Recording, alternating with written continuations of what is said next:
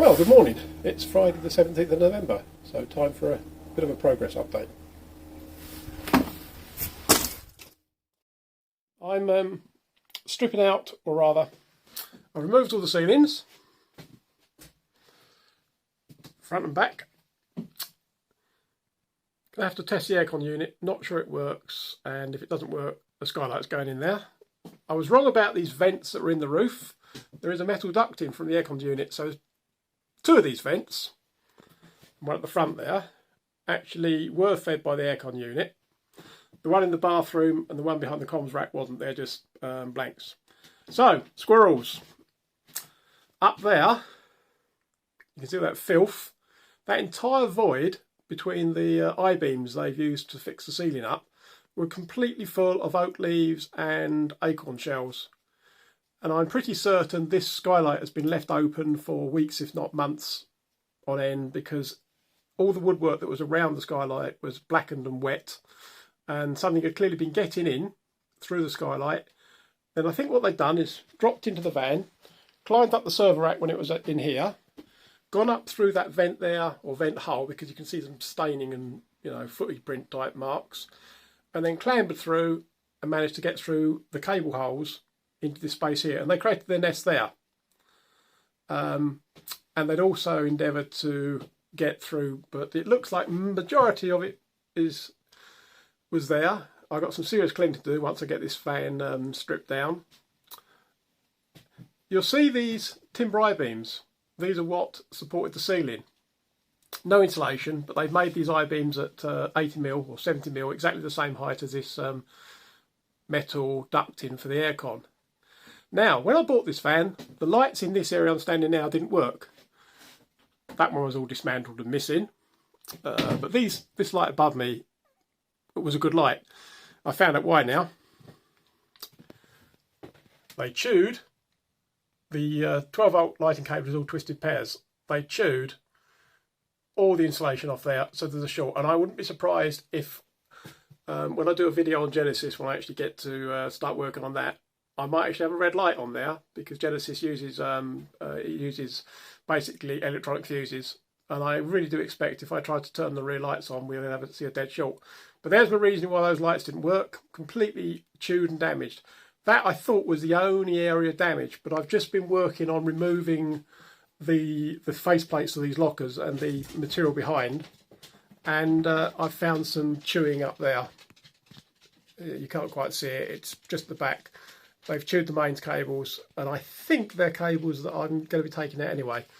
This one I'm dropping out, and I've got 3 or 4 that I've removed from behind me that originally were part of the UPS circuit. Now, something you might find interesting, these lockers, the frames for these lockers.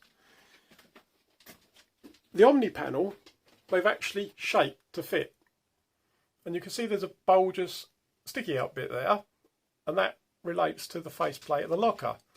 The daft thing is that with that I-beam material, and there was one screwed up there along here behind this trunking, you can physically see the line where the ceiling was.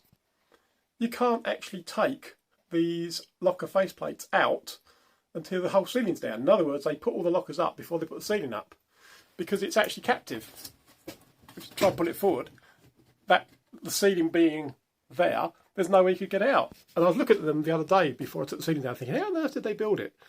But it's been built, you know, lockers went up first, then ceiling. Normally you do it the other way around. These 2 lockers here, if we have the bed in this area, they won't be staying. I've removed a lot of the grey vinyl.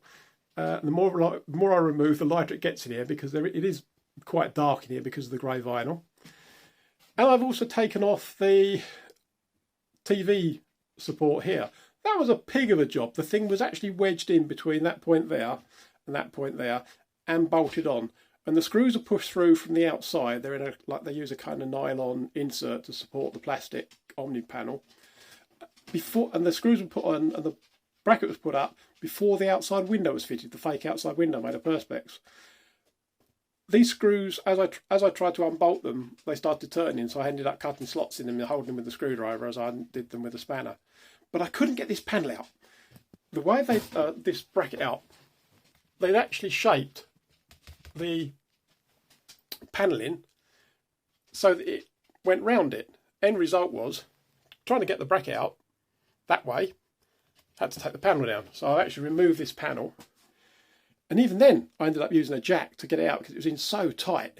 But that's out, and then I was able to remove that piece of grey panel in there in one piece, because that's going to definitely be a template that I want to keep. So I've got a template to just basically fill this shape in again. There's going to be a window there, almost definitely an opening window, because this window, although it's got nice blinds and it's very dirty, I'm going to have to take the, same as done with the other one, I'm going to have to take the polycarbonate off and give it a clean. It's dirty on the inside. There, as an example, see, there's the I-beam. Completely obstructs removing the lockers. The previous clip I filmed a few days ago, I've taken a bit more wiring out now. As you can see, we have all the network cabling, which is totally redundant, so it's all come out. I've removed all of the radio and communications cable in that green trug over there from the roof, quite a lot. In the previous video I mentioned squirrels. That yellow trug was completely full of leaves and spent acorns. That's how much was actually up there in the cavity. I mentioned about the darn squirrels. I'm assuming squirrels, could be rats, but you can see the damage they do. They fortunately, out of the 3 cables that they damaged, hadn't chewed through the live conductors, but on this one it's probably the worst, and they had got through the earth. When I did actually find the squirrel nest, or the Squirrel Drey, I filled up this yellow trug completely with oak leaves and acorn shells. There was that much up there. Right, taking the seats out. The seats are amazingly light. They're really comfortable and extremely light. We may well use 2 of them. I've further stripped out this area completely now. I've got a slight drip. The sealant's probably failed around this cabling here, which is what supplies the night owl. And as I mentioned, that live mains cable, or rather that mains cable, has got some nibbly marks on it. I removed the aluminium profile from around this opening in the bulkhead, and I'm really pleased that the whole thing is this Omnia panel. So that will make it very, very easy to create an opening, and it will be useful, especially when I start working the electrics, because I'll be dealing with Genesis and going in and out of the van following cables. Taken the door off. This box is bonded in with glue. The Omnia panel is made of polypropylene, and it's notoriously difficult to get anything to seal to it or bond to it properly. Sikaflex and stuff doesn't work. Yeah, where it has glued, it is really well glued, so I'm curious to know what they've actually used, and I will be emailing them to ask what they've used, because it does work. This sort of lino-y sort of stuff that they've used around the sink, and they'd also used it up there below the microwave, it's got this ghastly sort of cardboard backing on it. The cardboard backing is stuck to the Omnia panel like you wouldn't believe. But where this area's got really filthy, you can see how dirty it is. All this dirt is a result of whatever's getting in from the roof across the top of the awning, and then dripping down. And so I'm using that bit of tissue there just to wick it into this pot. And we've had a lot of rain the past week, and you can see there's a reasonable amount of water in there. But over many, many years, you can see the damage it's done. It's dripped onto there, and it's brought a lot of dirt with it. Just blech. So this is all horribly filthy, and if it doesn't clean up properly, then these partitions for this lock will be coming down and going in the bin. And the same with getting all this off. It's a bit annoying, but at least I'm confident now. I think what's actually happened is the cable tray on the roof, directly above where the awning rail is bonded to the roof, but it's also screwed down.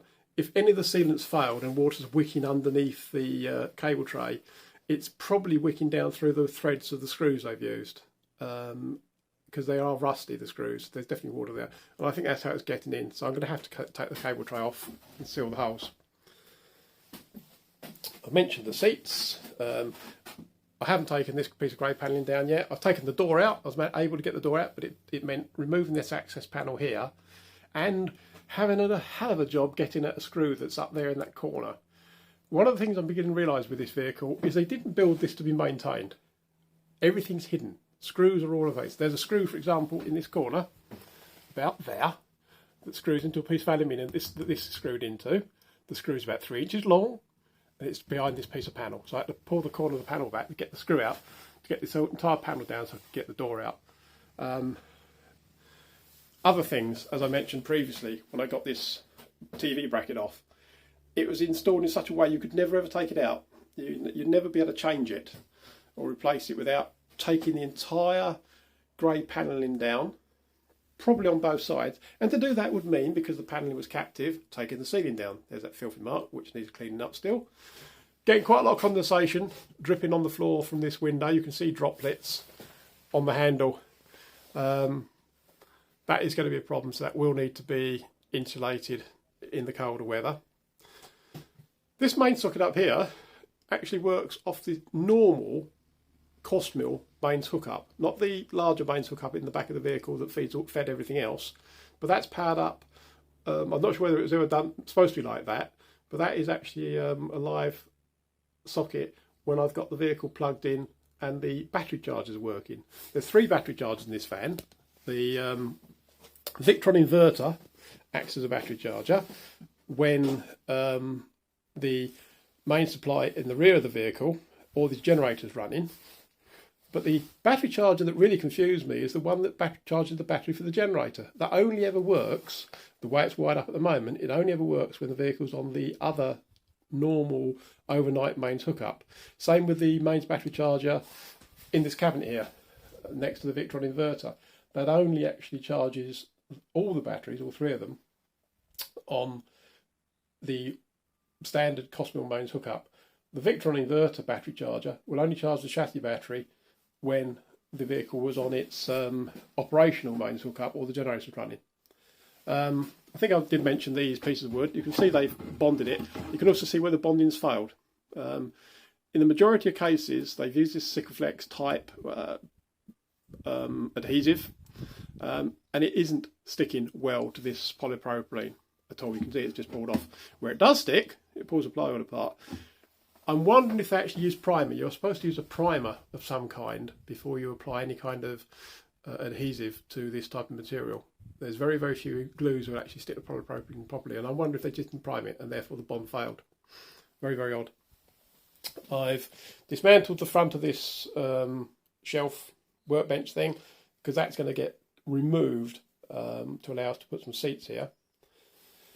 I had a lovely time after moving the door. I was trying to get to the 4 bolts, captive bolts. The bolt heads are on the other side of this panelling that held the bracket on, that was part of the rail that went across for all the monitors. Could I get to the bolt heads? Absolutely not. They've actually got in the back there a bumper strip, and a strip of plastic or strip of this Omni panel is glued in place, so the door can only go back so far, and it creates a box. So the bolt heads are currently rattling around inside there. There must be some other way of getting access to that. Or again, they built this with the bolts sticking out first before assembling everything else. It's quite peculiar. I removed an enormous amount of mains cables, hence the cabling in that trunk you saw outside. I'm about to start removing the 115 volt transformer. Because those yellow cables are the 115 volt supplies, don't need those. And also there's a main supply to it as well, don't need those either. You can see the amount of metal cable management they've used everywhere, even for the 12 volt. I mean, you've got a huge great lump of metal cable management there, just for the 12 volt supply to some light fittings. In order to insulate the ceiling properly, I won't be keeping any more of those than necessary. And here, for example, there's 2. I will probably end up moving anything that remains on that cable management tray over there. So TV's gone, bracket's gone. TV, unfortunately, has got a power supply fault. Or the plasma TV's got a power supply fault. Whether I'll waste time repairing it, I don't know. I've removed a piece of plastic that was on this wall here. It came out like that, and it's probably something to stop the rack wobbling around. I bought myself a multi-tool, and that took that off beautifully. And then here's the window that was originally the touchscreen, and there's the touchscreen interface there. They're out of business now, the company Visual Planet. I'll be very, very surprised. It's a USB device, that's all it is. I'll be very surprised if it actually works. I haven't even tried it. The TV that was here, they butchered, they dismantled the bezel, and it wasn't practical to use it indoors, so that's gone down the dump. Here you can see some of the excess cabling. Again, that's the 115 volt going to the transformer. That's going to pose me a problem, and I'll cover that off in the next video probably. Want to do a bit more on the electrics, but the 115 volt transformer is bolted to the side of the vehicle. Pull it through, and again they've used bolts through the Omni panel, probably 4 of them about here. Can you undo them can you take the nuts off from the other side? Absolutely not. The bolts are all turning because they've just pushed them through the plastic and then done it all up before they fitted all this grey panelling. So in order to get these bolts out, I'm going to have to actually, or in order to get the nuts off the back of the transformer, I'm going to have to take this piece of grey panelling off so that I can actually prevent the bolts from spinning, which is annoying because there may be a bit more work taking this grey panel off than any of the others. So there we are. It's pretty much stripped out as much as I need to now to be able to work on the electrics. Let's just nip outside.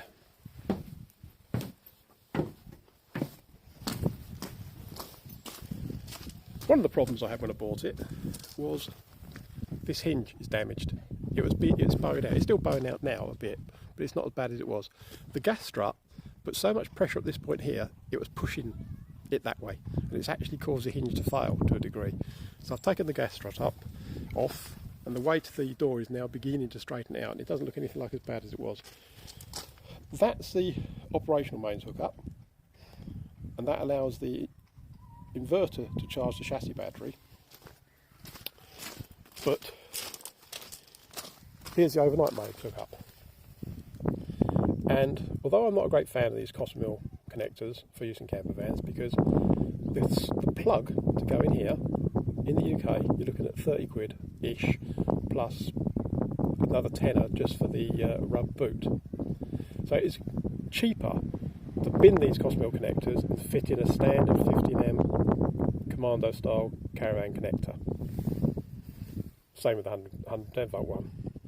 But I found, and I shall put a link in the description, a company in China that sells these plugs for relatively little money. So I bit my tongue and I've actually bought the correct connector. I don't believe they are waterproof in any way. They're certainly not as waterproof as the Commando style connectors that we have in the UK.